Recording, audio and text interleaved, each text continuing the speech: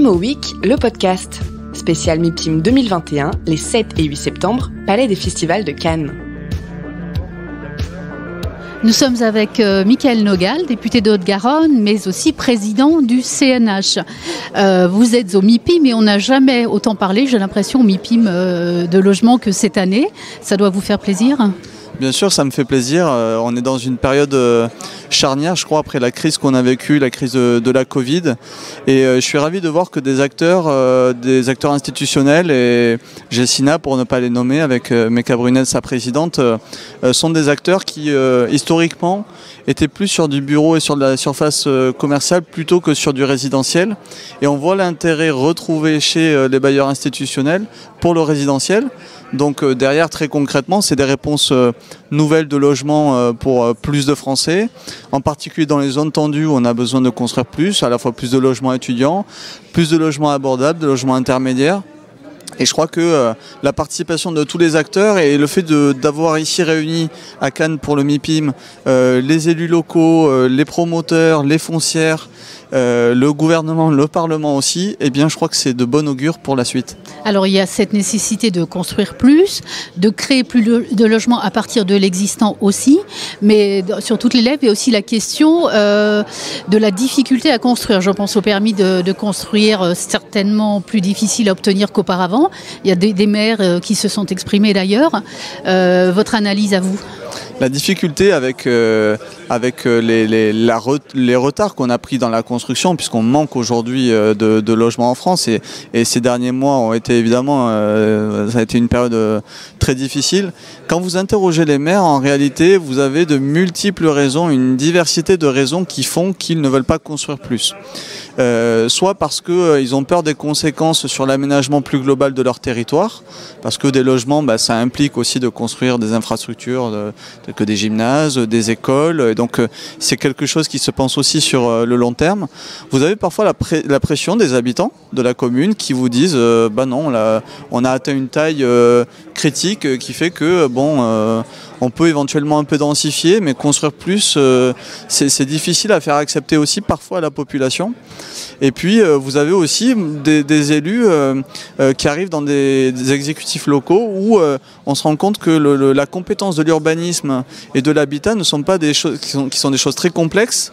J'en prends ma part en tant que législateur et malheureusement je participe peut-être à rendre encore plus complexe cette matière-là, mais qui ont peur de faire des erreurs et donc sont dans une position attentiste pour éviter justement de faire des erreurs, parce que quand on construit pour des décennies. Et évidemment, c'est des sujets qui peuvent effrayer parce que, évidemment, c'est des sujets majeurs qui structurent des territoires. Donc, il faut, je crois, pouvoir répondre aux questionnements, aux attentes de tous les élus.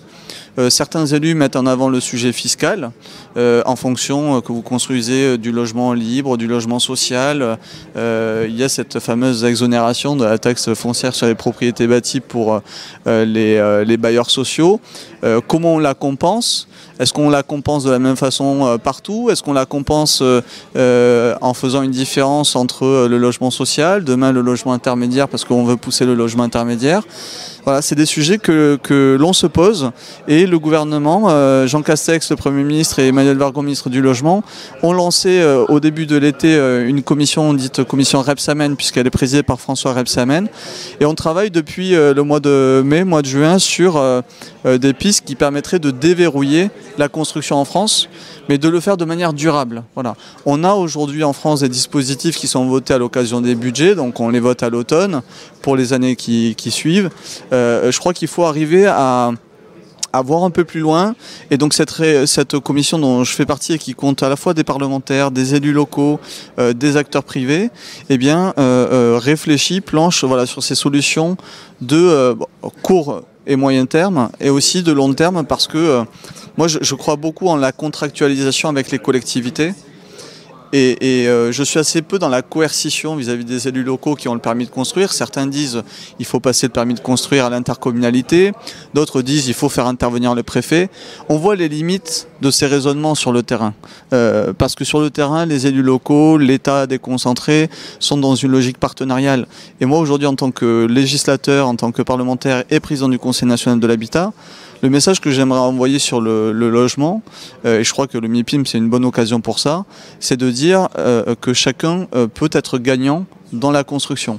Ça implique quoi? Ça implique qu'un élu qui fait plus d'efforts que d'autres à l'effort de construction, eh bien, puisse aussi être récompensé ou en tout cas avoir des avantages. Voilà. Donc je le vois plutôt dans l'aspect amélioratif que à l'inverse le bâton contre des élus qui ne voudraient pas construire, parce que je le dis, les parlementaires, on a la légitimité des urnes, on est élus au suffrage universel. Je n'oublie pas que les maires le sont aussi. Et en général, ils sont élus avec un projet précis. Et donc, il faut aussi respecter cela. C'est le message aussi que je porte auprès des promoteurs qui parfois s'agacent devant les collectivités et devant les maires. Il faut respecter le fait qu'un maire soit légitime. Mais voilà, il faut comprendre ses craintes et mieux répondre aussi à ses attentes et ses besoins. De la part des maires comme des promoteurs, on entend souvent l'expression injonction contradictoire. Je pense à climat et résilience. Vous étiez le rapporteur sur le volet se loger de climat et résilience. Oui. Il y a dedans le zéro artificialisation nette à horizon 2050. Comment on fait pour continuer à loger les gens en n'artificialisant pas et sachant que la limite de la reconstruction de la ville sur la ville, elle existe? Bien sûr, vous avez raison et je comprends que ce soit perçu comme tel, c'est-à-dire ces injonctions contradictoires.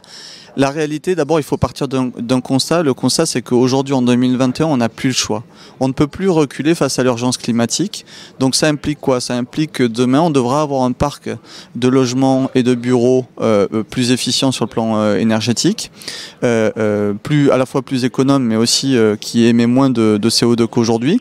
Et ensuite, évidemment, sur l'artificialisation des sols et donc le développement urbain, on a besoin de construire plus et en même temps il faut le faire avec ces contraintes d'objectifs de zéro artificialisation nette.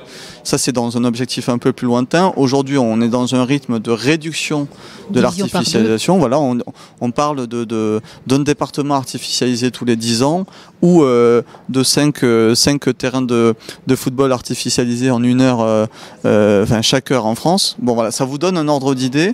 Mais évidemment, reconstruire la ville sur la ville, c'est possible. D'abord, je pense à la loi Elan, on a voté des bonus de constructibilité lorsqu'il y a des opérations de transformation de bureaux en logement. Je pense que l'ensemble des acteurs doivent s'approprier ces nouveaux outils. On a essayé de rendre aussi beaucoup plus souple la transformation de ces bureaux en logement. La question des friches.